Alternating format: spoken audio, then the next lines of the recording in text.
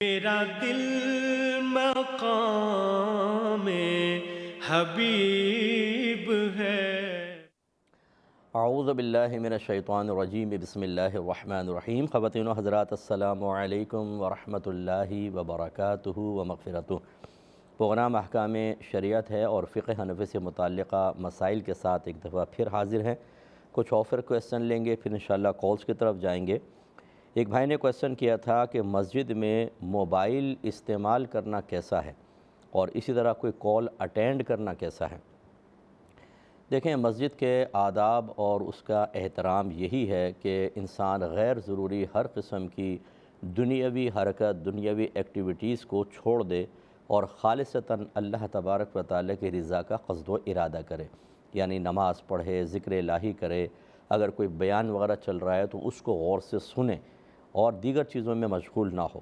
ہاں، اگر کوئی ضرورت ہو، جیسے مثال کے طور پر وہ موبائل اس لیے چیک کر رہا ہے، واٹس ایپ وغیرہ یا دیگر کہ کسی کا امپورٹنٹ کویسچن آنے والا ہے، کوئی بات آنے والی ہے، کوئی پیغام، تو پھر ٹھیک ہے۔ اسی طرح کوئی ایمرجنسی کال آ جاتی ہے گھر سے اور وہ سمجھتا ہے کہ بہت ہی کوئی امپورٹنٹ کال ہے، تو اس میں بہتر یہ ہوتا ہے کہ وہاں اٹینڈ نہ کرے، بلکہ وہ وضو خانے کی طرف چلے جائے، جس کو فنائے مسجد کہتے ہیں، اور وہاں پر جا کے بات کرے، یہ بیسٹ ہے۔ اور اگر ایسا نہیں ہے، بلکہ ویسے ہی کھول کر وہ مطلب میسج چیک کر رہا ہے، کوئی امپورٹنٹ بھی نہیں ہے، یا کوئی گیم کھیلنے لگا یا کوئی پروگرام دیکھنے لگا، یہ مسجد کے آداب اور احترام کے بالکل خلاف ہے۔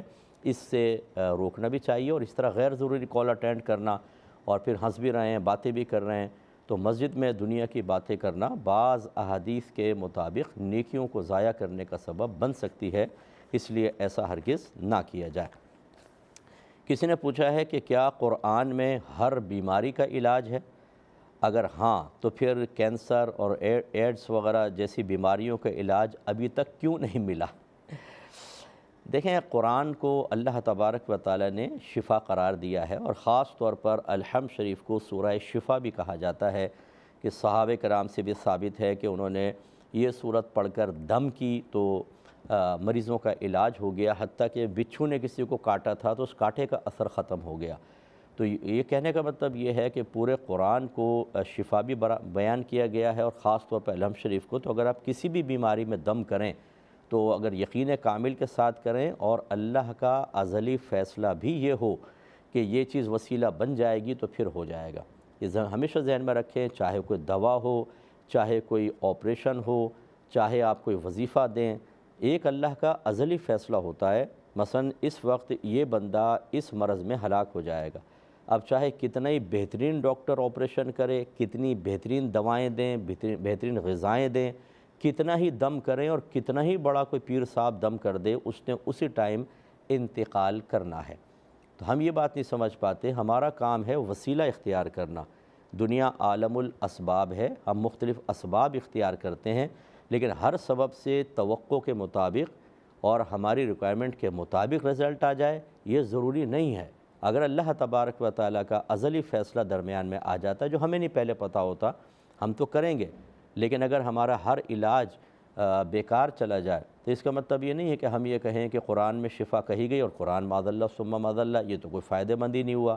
ایسے تو پھر جس ڈاکٹر سے علاج نہ ہو اس کو بھی چھوڑ دیں آپ، جس حکیم سے علاج نہ ہو اس کو بھی چھوڑ دیں، جس دوا سے علاج نہ ہو آئندہ کبھی استعمال نہ کریں۔ حالانکہ ایک دفعہ علاج نہیں ہوتا، ہم بار بار ڈاکٹر کے پاس جاتے ہیں، بار بار دوائیں لیتے ہیں۔ تو اس لیے ذہن میں رکھیں کہ قرآن میں ہر مرض کی شفا ہے، بشرطے کہ اللہ تبارک و تعالیٰ کا ازلی فیصلہ بھی اس موقع پر شفا دینے سے موافقت رکھتا ہو تو ہوگی، ورنہ ہم کسی بھی تدبیر سے اللہ کے ازلی فیصلوں کو نہیں بدل سکتے ہیں، یہ ہمیشہ یاد رکھیں۔ تو آپ کریں۔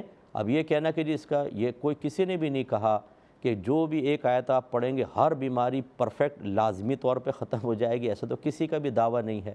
تو یعنی قرآن میں تاثیر ہے، لیکن وہ تاثیر اسی وقت اثر انداز ہوگی جب اللہ تبارک و تعالیٰ کا ازلی فیصلہ بھی اس کے موافق ہوگا۔ اگر مخالف ہوا تو ہمیں اللہ کی رضا پر راضی رہنا چاہیے۔ یہ کہتے ہیں کہ بعض اوقات ہمارے سویپر ہیں وہ غیر مسلم ہیں، جب وہ صفائی کرتے ہیں تو منہ سے نکل جاتا ہے جزاک اللہ، تو غیر مسلم سویپر کو جزاک اللہ کہنا کیسا ہے؟ دیکھیں، کہہ سکتے ہیں، جزاک اللہ کا مطلب ہوتا ہے اللہ تجھے اس کا بدلہ عطا فرمائے، اس کی جزا عطا، جزا کا مطلب بدلہ ہوتا ہے اور عمومی طور پہ اچھے بدلے کے لیے کہا جاتا ہے۔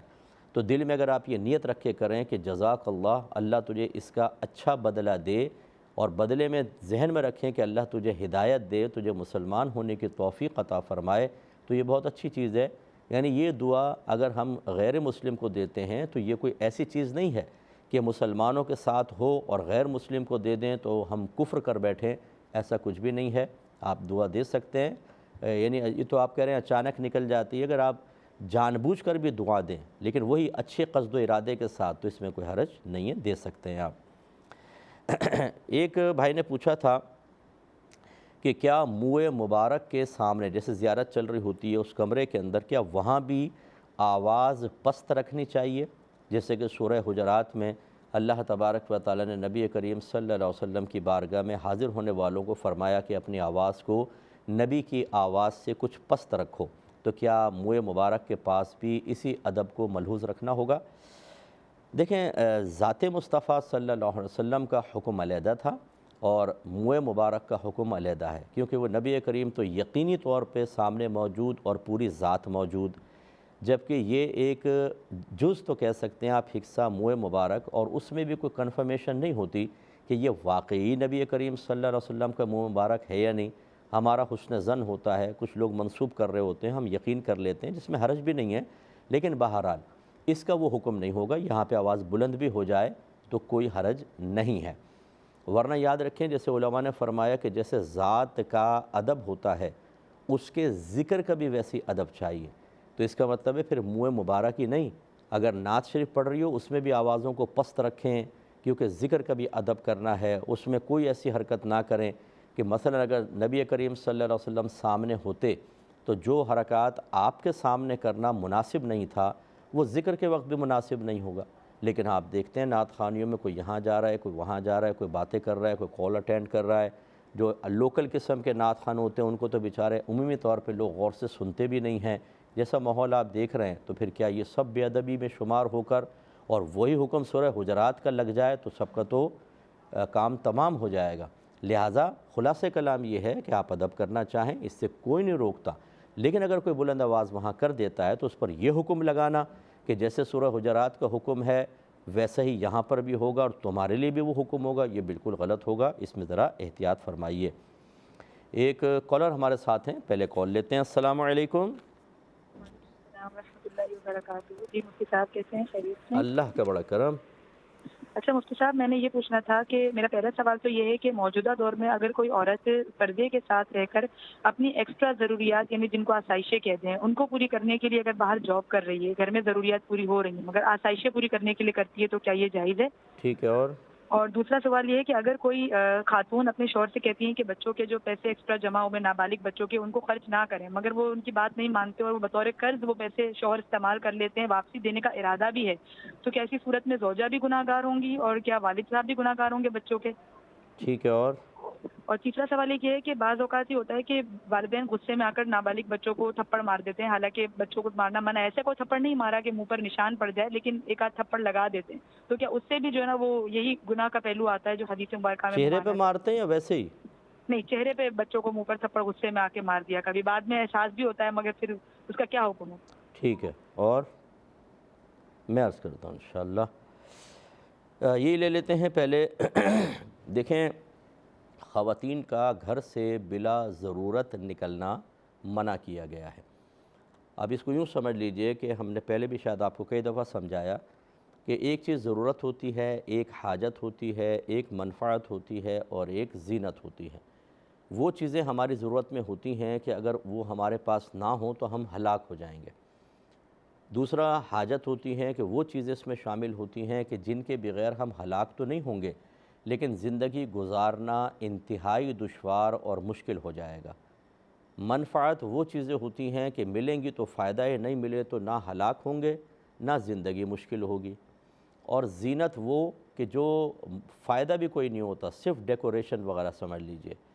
تو اگر کسی کے پاس مکان ہی نہ ہو، نہ اپنا نہ کرائے کا، تو فٹ پاتھ پر ہوگا اور اس کے لیے ہلاکت ہی ہلاکت۔ اگر فیملی کے ساتھ ہو تو نہ جان بچے، دھوپ، گرمی، پیاس، بارش، اور اسی طریقے سے سامان چوری ہو جائے گا۔ تو اس کا مطلب ہے مکان اس کی ضرورت میں ہے کہ اگر مکان نہ ہو، چاہے اپنا چاہے کرائے کا چاہے ایک جھگی وہ نہ ہو تو یہ ہلاک ہو جائے گا یا عزت خطرے میں پڑ جائے گی، تو یہ مکان اس کی ضرورت ہے۔ اور ذاتی مکان جو ہے وہ حاجت میں آتا ہے، کیونکہ کرائے سے بھی آدمی ضرورت پوری کر سکتا ہے، لیکن ذاتی ہو تو آسانی ہو جاتی ہے اور وہ مشقتیں نہیں رہتی جو کرائے کے مکان میں ہے۔ تو کرائے کا مکان حاجت کے درجے میں، دو مکان پہلے ہی ہیں، ایک مکان آپ نے اور خرید کر کرائے پہ چڑھا دیا، اس تیسرے مکان کے بغیر نہ آپ فوت ہو رہے ہیں، نہ عزت جا رہی ہے، نہ مشکل ہے، لیکن نفع مل رہا ہے، یہ منفعت میں آتا ہے۔ اور زینت جیسے آپ ڈیکوریشن پیس لگاتے ہیں گھر کے اندر اور دیگر چیزیں پردے وغیرہ لگا دیے، صوفوں کے کلر وغیرہ کپڑے بدل دیے اوپر کے، یہ زینت میں آتا ہے۔ تو بس خلاصہ اب کلام یہ ہے، آپ کے سوال کا جواب یہ ہے کہ اگر کوئی بہن یہ سمجھتی ہیں کہ ضرورت یا حاجت کے درجے میں ہیں تو وہ باپردہ طریقے سے جا کر جاب کر سکتی ہیں، یا علاقائی ریکوائرمنٹ اگر یہ ہے کہ وہ خالصتاً پورا پردہ نہیں کر سکتی، جیسے باہر کے ملک کی ہماری سسٹرز ہوتی ہیں کہ بعض اوقات گھر چلانے کے لیے میاں بیوی دونوں کو جاب کرنی پڑتی ہے، اگر نہ کریں تو گھر کا نظام چلانا بڑا مشکل ہو جاتا ہے۔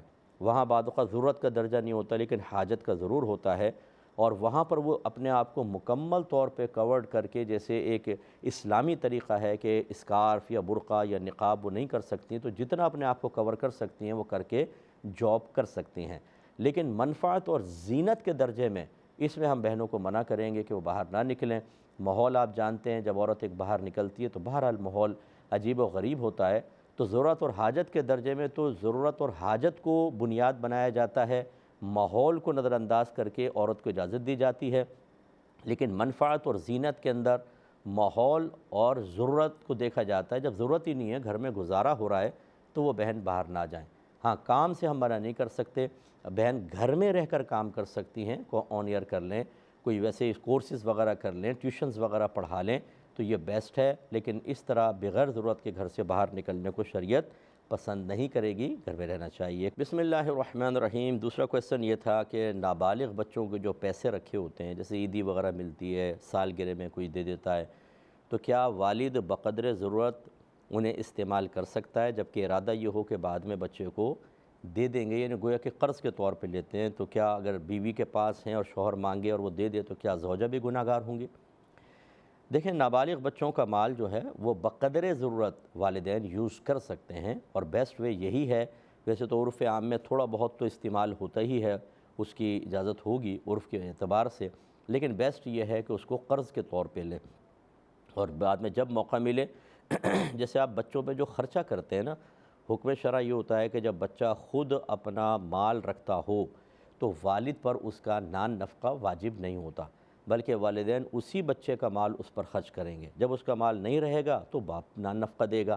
تو جو بچوں کے لیے جمع ہو جائے، جیسے سوٹ لینے ہیں بچوں کے، کوئی جوتے لینے ہیں اور دیگر چیزیں لینی ہیں، تو بچوں کے مال سے ان پہ خرچ کر دیں، تو وہ سارا ادھر خرچ ہو جائے گا۔ اس طریقے سے آپ کو اس وقت دینے کی ضرورت نہیں ہے، لیکن فرض کر لیں کہ ہے ہی نہیں کچھ، چلیں وہ بچے کا مال استعمال کر لیں، اور پھر جب بچوں پہ کچھ خرچ کرتے ہیں تو وہی قصد و ارادہ کریں کہ جو مال لیا تھا وہ ہم بچے کو اس طرح دوسرے مال کی شکل میں دے رہے ہیں، تو یوں وہ قرض بھی اتر جائے گا۔ ایسا نہیں کہ اتنا ہی پیسہ رکھنا ہی ہوگا، بلکہ جو آپ کھلا رہے ہیں، پلا رہے ہیں، جو کپڑے وغیرہ دے رہے ہیں، اسی میں ان پیسوں کا قصد و ارادہ کر لیں، آہستہ آہستہ وہ سارا اتر بھی جائے گا۔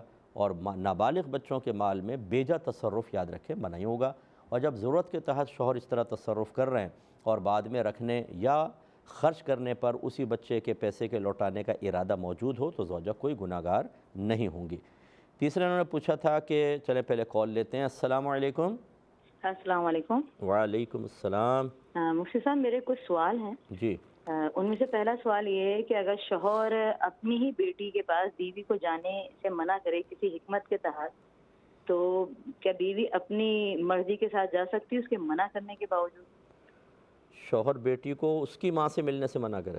نہیں، یعنی بیوی کو منع کر رہا ہے کہ بیٹی کیا نہیں جاؤ۔ اچھا، ماں کو منع کر رہا ہے۔ ہاں، وہ پھر بھی زبردستی جائے کہ نہیں آپ مجھے روک نہیں سکتے میری بیٹی سے ملنے سے، چلے تو وہ کیا اس کو روکنے کا مجاز ہے؟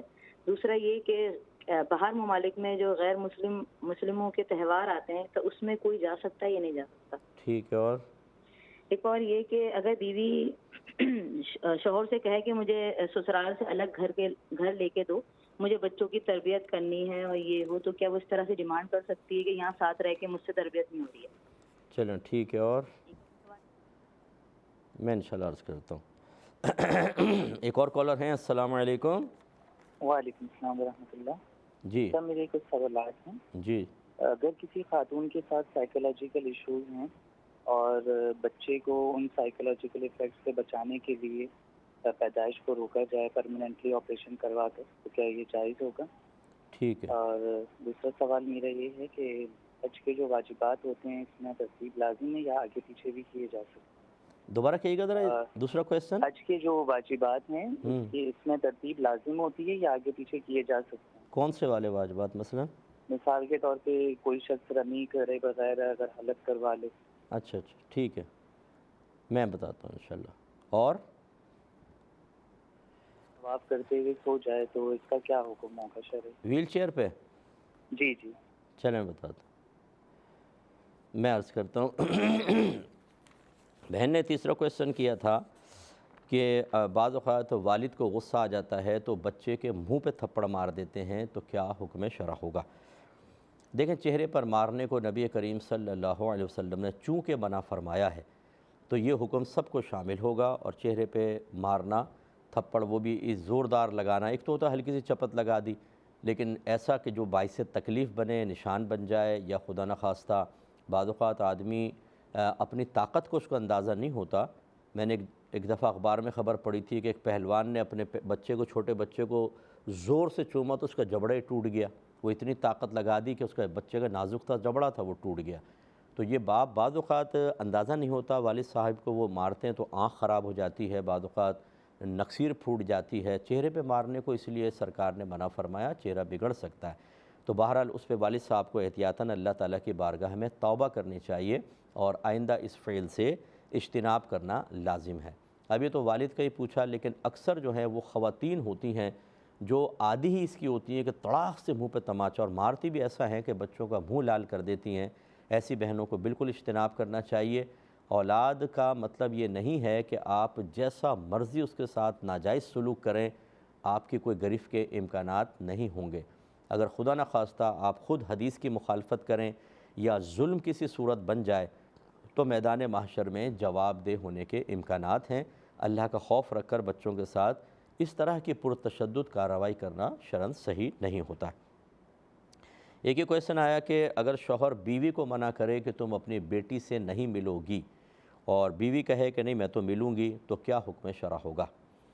دیکھیں، یہ منع کرنا موقوف ہوگا اس بات پر کہ وہ، یعنی اس کا حکم موقوف ہوگا اس بات پر کہ وہ کیوں منع کر رہا ہے، ریزن کیا ہے۔ اگر تو بیٹی ایسی ہے کہ جو معاذ اللہ ثم معاذ اللہ آوارہ گردی کے اندر ہے، غلط قسم کے لڑکوں سے اس کی دوستیاں ہیں، یا وہ ڈرنک وغیرہ کرتی ہے، ڈرگز یوز کرتی ہے، اور وہ باپ یہ سمجھتا ہے کہ اگر یہ ماں جا کے ملے گی تو وہ بھی پھر گھر پر آ جائے گی یا دیگر بچے جا کر ملیں گے، اور اس کے منفی اثرات میرے بچوں پر، فیملی پر مرتب ہوں گے، یا اس کی وجہ سے ہماری بدنامی ہماری طرف متوجہ ہوگی۔ جیسے بعض لڑکیاں گھر سے چلی جاتی ہیں اور بہت ہی غلط قسم کا ماحول اختیار کر لیتی ہیں، تو ایسی صورت میں تو باپ کا منع کرنا بالکل درست ہے۔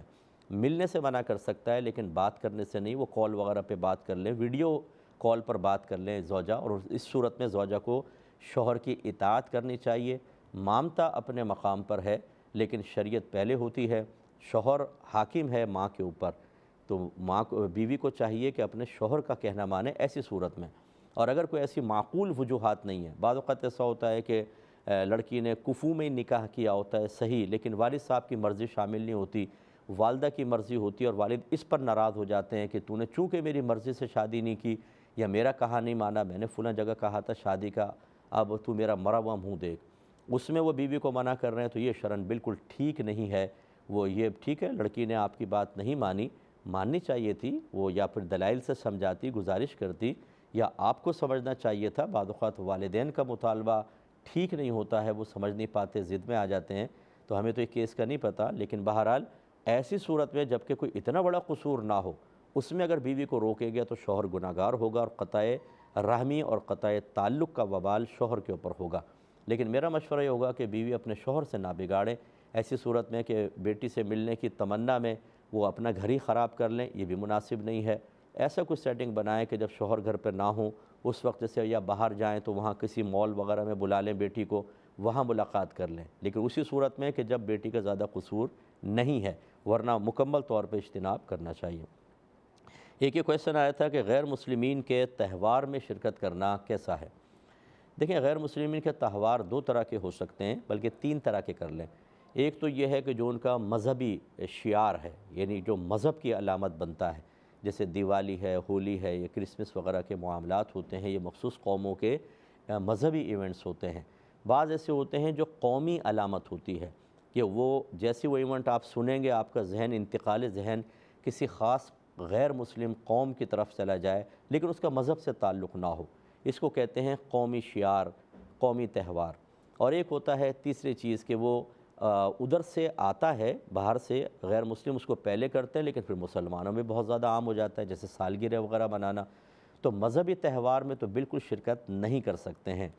صرف سخت ترین مجبوری کوئی صورت ہو کہ جس میں اگر آپ نہیں کریں گے تو کوئی بہت بڑا نقصان ہوگا، جان کا، عزت کا، مال کا، تو بقدر ضرورت آدمی اپنا چہرہ دکھا سکتا ہے، اور بہت ساری اس کی صورتیں ہو سکتی ہیں، لیکن بہرحال سخت ترین ضرورت میں، ورنہ خوشی سے اگر جائیں گے تو یاد رکھیں دائرہ اسلام سے انسان خارج ہو جائے گا۔ اور قومی جو تہوار ہوں ان میں بھی حتی الامکان بچنے کی کوشش کریں، لیکن جانا ویسا گناہ نہیں ہوتا کہ جیسے مذہبی تہوار کے، یعنی کفر وغیرہ متوجہ نہیں ہوگا، لیکن حدیث میں ہے کہ جو جس قوم کا مجمع بڑھائے وہ انہی میں سے ہے، تو خواہ پھر اس قسم کے قومی تہوار میں شرکت نہیں کرنی چاہیے، لیکن کفر نہیں۔ اور جو تیسری صورت ہے اس میں اگر کوئی عام جس میں مسلمان بھی شامل ہیں، وہ غیر مسلم بھی شامل ہے، ایسا کوئی تہوار ہو رہا ہے، جیسے باہر کے ملکوں میں بہت سے ایسے جیسے نیو ایئر کے تہوار ہو رہے ہیں فرض کر لیں، اور اس میں کوئی خرابی نہیں ہو رہی، فرض کر لیں کہ کوئی فحاشی نہیں ہے، عریانیت نہیں ہے، تو اس میں پھر ایک مسلمان چلا جائے تو وہ کوئی مسئلہ نہیں ہے، کیونکہ یہاں پر بھی ہو رہے ہیں نیو ایئر کے تہوار۔ لیکن اگر وہاں پر دیگر چیزیں ہیں کہ عریانیت ہے اور پٹاخے اور پھر اور بہت ساری خرابیاں، اس وجہ سے اس میں منع ہوگا، نہ کہ تہوار کی حیثیت سے۔ تو یہ تین طرح چیزیں ہیں، ان پہ توجہ کر کے اور پھر فیصلہ کیا جائے کہ ہمیں شرکت کرنی ہے یا نہیں کرنی ہے۔ ایک یہ کویشچن آیا تھا کہ اگر کوئی زوجہ اپنے شوہر سے مطالبہ کرے کہ مجھے اپنے بچوں کی تربیت کرنی ہے جو میں یہاں سسرال میں رہ کے نہیں کر پا رہی، تو مجھے علیحدہ گھر لے کر دیا جائے، تو کیا حکم شرع ہوگا؟ دیکھیں، یہ بھی موقوف ہے کہ وہ کس تربیت کا تقاضا کر رہی ہے جو یہاں نہیں ہو پا رہی۔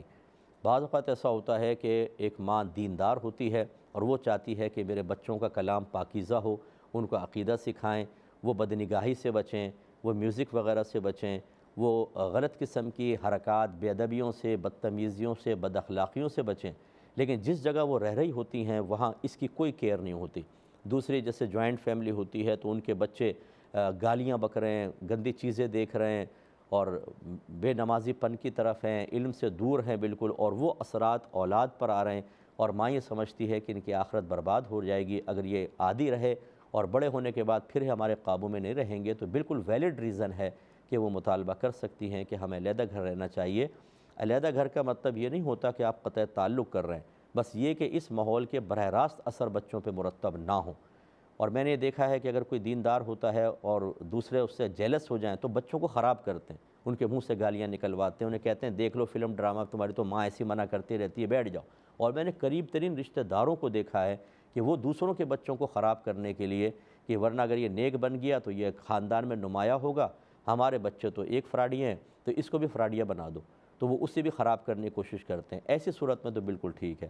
باقی اور کوئی تربیت کا مفہوم اگر ہے کہ میرے بچے بس یہ کہ الگ لائف سٹائل رکھیں، دیگر چیزیں جس کا دین سے مذہب سے کوئی تعلق نہیں ہے، پھر یہ مناسب نہیں ہے، پھر اسی گھر میں رہنا چاہیے۔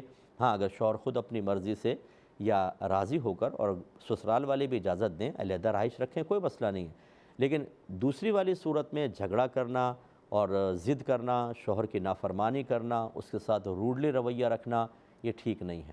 پہلی صورت میں بھی اس طرح نہیں کرنا چاہیے، لیکن یہ ہے کہ اس میں تھوڑا بہت عورت جو ہے وہ خفگی کا اظہار کر سکتی ہے، تھوڑا بہت ناراضگی کا اظہار کر سکتی ہے، لیکن دائرہ ادب میں رہ کر، اور شوہر کے مسلسل کہہ سکتی ہے کہ بھئی ہمیں اپنے بچوں کی دنیا کی بھی فکر کرنی ہے، آخرت کی بھی، تو علیحدہ چلیں، تو اس میں گنجائش بالکل نکلے گی۔ بسم اللہ الرحمن الرحیم۔ یہ ایک کویشچن تھا کہ عورت کے بچوں میں کچھ دماغی پرابلم ہو جاتی ہے، سائیکولوجیکل وغیرہ کچھ پرابلمس ہوتی ہیں، تو کیا وہ عورت نیکسٹ اپنے جو مطلب پریگنینسی وغیرہ ہے اس کو مکمل طور پر اس کی جو صلاحیت ہے اس کو ختم کروا سکتی ہے یا نہیں۔ دیکھیں، ضروری نہیں ہے کہ اگر کچھ بچوں کے اندر اس طرح کی پرابلمز آئی ہیں تو اگلے بچوں کے اندر بھی ضرور آئیں۔ جب تک کہ جان کا خطرہ نہ ہو، خود عورت کو جان کا خطرہ نہ ہو، اس قسم کی کوئی بھی چیز نہیں کرا سکتے ہیں۔ بعض اوقات ہم دیکھتے ہیں کہ والدین بیمار ہوتے ہیں، بچے بالکل صحت مند ہوتے ہیں۔ بعض اوقات ایسا دیکھا ہے کہ والدین بول نہیں سکتے، سن نہیں سکتے، لیکن ان کے بچے جب پیدا ہوتے ہیں تو وہ ماشاءاللہ کلام بھی کرتے ہیں اور وہ سن بھی سکتے ہیں۔ بعض بچے ویسے بھی ہو جاتے ہیں لیکن بالکل صحیح بچے بھی ہوتے ہیں۔ تو لہٰذا بغیر کسی سخت ترین مجبوری کے اس طرح اپنے جسم میں تغیر و تبدل کروانے کی شرعاً اجازت نہیں ہوتی ہے۔ اس کا آلٹرنیٹ جو چیزیں ہیں وہ یوز کر سکتی ہیں کہ بچوں کی پیدائش میں وقفہ یا کوئی ایسی چیز کر لیں کہ جس میں جسم کا کوئی عضو نکالنا یا ختم کرنا لازم نہ آئے، لیکن کوئی بریک لگ جائے، کوئی ایسی چیز یوز کرنا کہ حمل ہی نہ ٹھہرے۔ اور یہ مطلب آج کل اتنی جدید ٹیکنالوجیز آ گئی ہیں کہ اگر کسی اچھے لیڈی ڈاکٹر سے یہ بہن مشورہ کریں تو وہ انشاءاللہ اچھا مشورہ دے دیں گے، اس کو اختیار کر لیا جائے، لیکن صلاحیت ختم نہ کروائی جائے۔ یہ کہتے ہیں کہ حج کے واجبات میں اگر ترتیب بدل دی جائے تو کیا حکم ہوگا؟ مثال کے طور پر جیسے 10 ذو الحجہ کو ان کا کہنا ہے کہ پہلے رمی ہے، فقہ حنفی کی روشنی میں پہلے رمی ہوتی ہے، اس کے بعد قربانی ہوتی ہے، اس کے بعد حلق ہوتا ہے۔ ان 3 افعال میں ترتیب لازم ہے۔ اسی دن طواف الزیارہ بھی کرتے ہیں، وہ پہلے بھی کر سکتے ہیں، بعد بھی کر سکتے ہیں، اس میں ترتیب واجب نہیں ہے، لیکن ان 3 کے اندر ترتیب واجب ہے۔ تو اب اگر یہ بدل دیا، پہلے حلق کروا لیا پھر رمی، یا پہلے قربانی پھر رمی، یا پہلے قربانی پھر حلق پھر کنکری ماری، تو کیا حکم شرع ہوگا؟ دیکھیں، یہ ترتیب چونکہ واجب ہے اور ترک واجب پر دم لازم ہوتا ہے، لہذا اگر کسی نے ترتیب بدل دی ہے تو اس کے اوپر دم لازم ہوگا۔ ایک بکری یا بکرا، دمبا دمبی حدود حرم میں ذبح کرنا لازم ہو جاتا ہے۔ ایک کویشچن کیا تھا کہ ایک خاتون تھی جن کا بیٹا اسلام چھوڑ کر دوسرے مذہب میں داخل ہو گیا، تو وہ خاتون لیکن ان سے ملتی رہیں۔ جب قطع تعلق کا کہا گیا کہ اس بیٹے کو احساس اسی وقت ہوگا جب آپ قطع تعلق کریں گی، تو وہ جواب میں کہتی تھیں کہ مامتا بڑی چیز ہوتی ہے، وہ مشرک ہی تو ہوا ہے لیکن ویسے وہ اچھا انسان ہے۔ پھر وہ بیمار ہوئیں تو جب ان کو پھر احساس دلایا گیا کہ توبہ کر لیں تو انہوں نے کہا میں توبہ کرتی رہتی ہوں، لیکن وہ پوشیدہ توبہ کا کہہ رہی تھیں، علانیہ طور پہ کوئی توبہ انہوں نے نہیں کی، اور پھر ان کا وہ فوت ہو گئیں۔ تو کیا اب اس ایسی عورت کے لیے دعائے بخشش و مغفرت کر سکتے ہیں کہ نہیں؟ ثواب ایصال کر سکتے ہیں یا نہیں؟ اور جو لوگ پہلے ان کی زندگی میں ان باتوں کو جاننے کے باوجود ملتے جلتے رہے تھے، کیا حکم شرع ہوگا؟ دیکھیں، پہلی بات تو یاد رکھیں کہ جب کوئی اسلام چھوڑ کر کسی اور مذہب کو اختیار کرتا ہے تو وہ بدترین کافر ہو جاتا ہے، اس کو مرتد کہتے ہیں، اور مرتدین کا انجام بہت بھیانک ہوتا ہے کہ اس کی ساری سابقہ زندگی کے نیک اعمال تباہ و برباد ہو جاتے ہیں، اور اگر وہ توبہ نہ کرے تو ہمیشہ ہمیشہ جہنم میں جائے گا۔ اور یاد رکھیں کہ اگر کوئی ایسا کافر ہو جائے اور ہم کہ یار کوئی بات نہیں، اس کا عمل اس کے ساتھ ہم ملتے رہیں، یعنی اس کے کافر ہونے سے راضی ہو جائیں، کافر ہونے سے راضی ہو جائیں، تو جو راضی ہوگا وہ اپنے قلب کی کیفیت کو خود دیکھ لیں۔ ایک ہوتا ہے میل جول رکھنا، راضی نہیں ہے لیکن میل جول رکھ رہے ہیں، میں راضی ہونے کی بات کر رہا ہوں، تو رضا بالکفری کفرن ہوتا ہے کہ کسی کے کفر سے راضی ہونا بھی کافر ہے۔ ٹھیک ہے، تم کافر رہو، کوئی مسئلہ نہیں ہے، یہ ہے راضی ہونے کی علامت۔ یا اس کے کفر کو برا نہیں سمجھ رہے، بھائی ٹھیک ہے یار، اس نے یہ مذہب چھوڑ کے وہاں چلا گیا، کیا ہو گیا؟ یہ رضا بالکفری کفرن ہوتا ہے، ایسے لوگ بھی دائرہ اسلام سے خارج ہو جائیں گے۔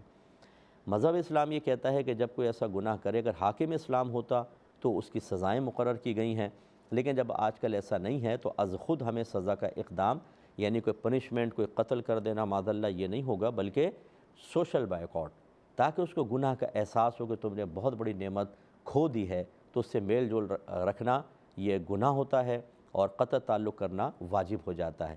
لہذا جو اس کے کفر سے راضی نہیں تھے لیکن میل جول رکھتے رہے، جیسے یہ والدہ بھی اس میں شامل ہیں، تو یہ سب کے سب گناہ گار ہوئے۔ اور اگر فرض کر لیں والدہ اس کے کفر سے راضی تھیں تو پھر تو یہ کافرہ ہوئیں، یا جو لوگ ان سے ملتے رہے تھے وہ رضا بالکفری کفرن کے تحت تھے، تو بس پھر تو وہ دائرہ اسلام سے خارج۔ اور اگر اس کے کفر سے راضی نہیں تھے، ویسے جیسے مامتا ہوتی ہے وہ ملتی رہیں، تو پھر اس صورت میں گناہ گار ضرور تھیں لیکن کافرہ نہیں ہیں۔ تو جب تک یہ کنفرم نہ ہو، جیسے وہ کہہ رہی ہیں میں توبہ بھی کر چکی ہوں، یہ اصل تو توبہ ہوتی ہے۔ علانیہ توبہ کا اس لیے کہتے ہیں یا اگر سب کے سامنے کوئی گناہ کیا ہو، تاکہ جو لوگ اس کے کفر کو یا غلطی کو جانتے ہیں، جب تک آپ ان کے سامنے توبہ ظاہر نہیں کریں گے وہ آپ سے بدگمان رہیں گے، آپ کی غیبت کریں گے، چغلی کریں گے، فلاں ایسا گناہ گار ہے، ایسا گناہ گار ہے۔ جب آپ اعلانیہ توبہ کر دیتے ہیں تو وہ بدگمانیاں ختم کریں گے اور غیبت ختم ہوگی۔ اس وجہ سے یہ نہیں ہے کہ اگر علانیہ گناہ کی آپ نے پوشیدہ طور پہ توبہ کی تو اللہ قبول ہی نہیں کرے گا، کرے گا، انشاءاللہ کرے گا، لیکن بہرحال نبی کریم کا حکم تو یہی ہے کہ علانیہ گناہ کرو تو علانیہ توبہ کرو، پوشیدہ گناہ کرو تو پوشیدہ، لیکن بڑی لاجک یہی ہے جو میں نے آپ کو بتائی۔ ایسی صورت میں اگر عورت نے توبہ کر لی اور اللہ نے مقبول کر لی ہو تو انشاءاللہ وہ مسلمان ہی فوت ہوئی ہوں گی۔ خلاصہ کلام یہ کہ چونکہ یہ معاملہ ڈاؤٹ فل ہے، اس لیے ان کے لیے آپ دعائے بخشش و مغفرت کر سکتے ہیں اور ثواب ایصال کر سکتے ہیں۔ ہاں اگر یوں قید لگا لیں تو بہت ہی اچھا ہے کہ اے اللہ اگر وہ حالت ایمان میں رخصت ہوئی ہو تو اس کی بخشش و مغفرت فرما دے، اے اللہ اگر وہ حالت ایمان میں رخصت ہوئی تو میری اس نیکی کا ثواب، میں اس نیکی کا ثواب اس کو ایصال کرتی ہوں، قبول فرما لے۔ یوں شرط کر کے کر لیں تو بالکل احتیاط کے ساتھ معاملہ ہو جائے گا۔ ایک بہن نے یہ امریکہ سے، یہ بھی امریکہ کی کویسچن تھا، یہ بھی ادھر سے آیا تھا۔ وہ کہتی ہیں کہ امریکہ میں اسٹورز پر کچھ بیکری آئٹمز ملتے ہیں جن کے بارے میں سنا ہے کہ ان میں کوئی ایسی چیز ڈالی جاتی ہے جس سے وہ آٹا نرم ہو جاتا ہے، وہ نرم ہو جاتی ہیں، سافٹ۔ تو لیکن وہ سنا یہ ہے کہ جو بھی چیز اس میں ڈالتے ہیں وہ کچھ تو سبزیوں سے کبھی لیتے ہیں اور کبھی جانوروں سے لیتے ہیں۔ پھر وہ کہتی ہیں ہم نے ایک ویڈیو دیکھی ایک عورت کی جو یہ بتا رہی تھی کہ اکثر سور کے اجزاء لے کر اس میں ڈالے جاتے ہیں کیونکہ وہ بہت سستا پڑتا ہے۔ تو ایسی صورت میں اس قسم کے آئٹمز پر جو ایک مخصوص لیبل بھی لگا دیتے ہیں، جب وہ چیز جز ملتا ہے تو اس کا ایک مخصوص لیبل ہوتا ہے، تو یہ آئٹم خریدنا کیسا ہے؟ دیکھیں پہلے بھی ہم اس کا کئی دفعہ جواب دے چکے ہیں کہ ہمارا مذہب کسی بھی چیز کو ناپاک یا حرام کہنے کے لیے یا ثابت کرنے کے لیے دلیل قطعی مانگتا ہے، کیونکہ اللہ تعالیٰ نے قرآن میں فرمایا کہ هو الذی خلق لکم ما فی الارض جمیعا، اللہ وہ ذات ہے جس نے دنیا میں جو کچھ پیدا کیا تمہارے نفع کے لیے پیدا کیا، اور نفع ہم حلال اور پاک چیزوں سے ہی اٹھا سکتے ہیں، دلائل شرعیہ اس پہ موجود ہیں۔ اس کا مطلب ہے اپنی اصل کے اعتبار سے ہر چیز پاک بھی ہے اور حلال بھی ہے۔ ہاں عورت میں اصل حرمت رکھی ہے، گوشت میں اصل حرمت رکھی ہے، ان میں تھوڑی تفصیل، اس طرح گندگیاں، زہر وغیرہ اس میں اصل حرمت ہوتی ہے، باقی اجزاء میں اصل حلت ہے، حلال بھی ہیں، پاک بھی ہیں۔ اور یہ آیت جو ہے یہ بالکل واضح آیت ہے، ایسی واضح آیت جس کا مضمون بالکل واضح ہے، اس کو آیت قطعی کہتے ہیں، قطعی آیت یا نص قطعی کہتے ہیں۔ اور اس سے جو علم حاصل ہوتا ہے وہ علم یقینی اور قطعی ہوتا ہے۔ اور یاد رکھیں مشہور ضابطہ ہے کہ الیقین یزول بالیقین، دوسرا ضابطہ ہے الیقین لا یزول بالشک۔ اس کا مطلب ہے کہ اب کوئی چیز آپ کے سامنے آئی اور آپ کو گمان ہے کہ اس میں حرام ملا ہے، تو آیت کے مطابق تو یہ پاک بھی ہے اور حلال بھی ہے، ہر چیز اصل کے مطابق۔ اب اگر آپ اسے پاک اور ناپاک اور حرام ثابت کرنا چاہتے ہیں تو کوئی ایسی دلیل لائیں جو آیت سے ثابت شدہ یقین کو زائل کرنے کی صلاحیت رکھتی ہو۔ اور وہ دلیل کیا ہو سکتی ہے؟ نمبر 1، قرآن یا حدیث نے منع بتا دیا ہو، یہاں تو ایسا ہے نہیں۔ دوسرا یہ کہ آپ نے اپنی آنکھوں سے حرام ملتا ہوا دیکھا ہو، یہ بھی نہیں ہے۔ تیسرا یہ کہ کوئی بہت ہی نیک، پرہیزگار، متقی شخص، نمازی، ظاہر شرع کے مطابق، جس سے کبھی جھوٹ منقول نہ ہوا ہو، صاحب علم بھی ہو، جس کو عادل کہتے ہیں، اس نے خبر دی ہو کہ میں نے دیکھا ہے کارخانے میں جا کر کہ واقعی یہ حرام چیز اس کے اندر ملی ہے، ملائی گئی ہے، تو وہ ایسے ہی ہے جیسے آپ نے دیکھا۔ یا اس میں نجاست کا کوئی اثر ظاہر ہو رہا ہو، کوئی اسمیل، کوئی گندگی نظر آ رہی ہو، اگر یہ چیزیں، یہ دلائل قطعیہ کہلاتی ہیں کہ اگر کہیں پائی جائیں تو آیت سے ثابت شدہ یقین کو زائل کرنے کی صلاحیت رکھتی ہیں۔ اگر یہ چیزیں نہیں ہیں تو بس پھر کیا رہا؟ جی سنا ہے، فلاں نے کہا ہے، سنا ہے، کمپنی کہہ رہی ہے، فلاں کہہ رہا ہے، تو یاد رکھیں کہ پھر، اور جبکہ اس پہ 2 طرح کے احتمال ہیں کہ ہو سکتا ہے کہ جو چیز ملی ہو وہ جانور سے لی گئی ہو، اور یہ ہو سکتا ہے کہ سبزیوں سے لی گئی ہو۔ جب اس طرح کے احتمالات پیدا ہوتے ہیں تو یاد رکھیں شریعت ایسی چیز کے استعمال سے بالکل منع نہیں کرتی۔ اب اگر کوئی کہتا ہے نہیں یار میرا تو دل نہیں مانتا، ٹھیک ہے، آپ کا دل نہیں مانتا، آپ استعمال نہ کریں، لیکن اگر کوئی استعمال کر رہا ہے تو آپ یہ نہیں کہہ سکتے کہ تم میں تقوی نہیں ہے، تم متقی نہیں ہو، ٹونٹنگ کرنا، اس میں عیب نکالنا، یا یہ کہنا کہ تم تو حرام کھا رہے ہو، یہ یاد رکھیں بالکل حرام ہے۔ ایسے موقع پر اگر کوئی تقوی اختیار کرتا بھی ہے اسے اپنی ذات کے ساتھ محدود رکھنا واجب ہوتا ہے۔ اور یہ یاد رکھیں کہ دیانات کے اندر یعنی حرام حلال پاک ناپاک میں کافر کی خبر کا کوئی اعتبار نہیں ہوتا۔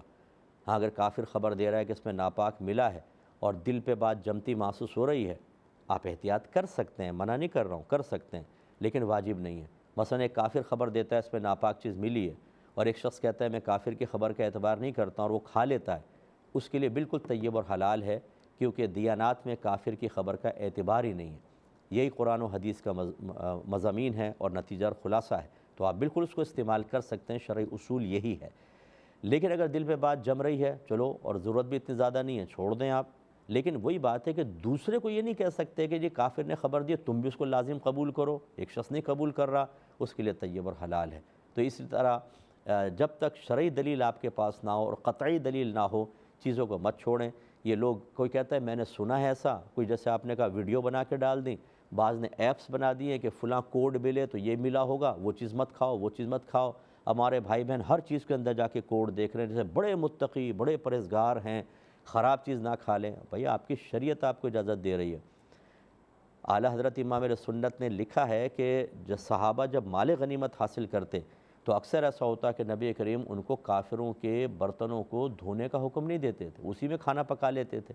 ان کے جو کپڑے آتے تھے بغیر دھوئے ان کو استعمال کر لیتے تھے، حالانکہ کتنا گمان ہے کہ ان میں ناپاک چیز پکائی ہو سکتا ہے، وہ استنجا وغیرہ بھی نہیں کرتے تو کپڑوں میں کوئی ناپاکی ہو، لیکن جب ظاہری طور پہ کچھ نظر نہیں آ رہا تو وہی اصل کے مطابق وہ پاک ہیں اور ان کو استعمال کرنا جائز۔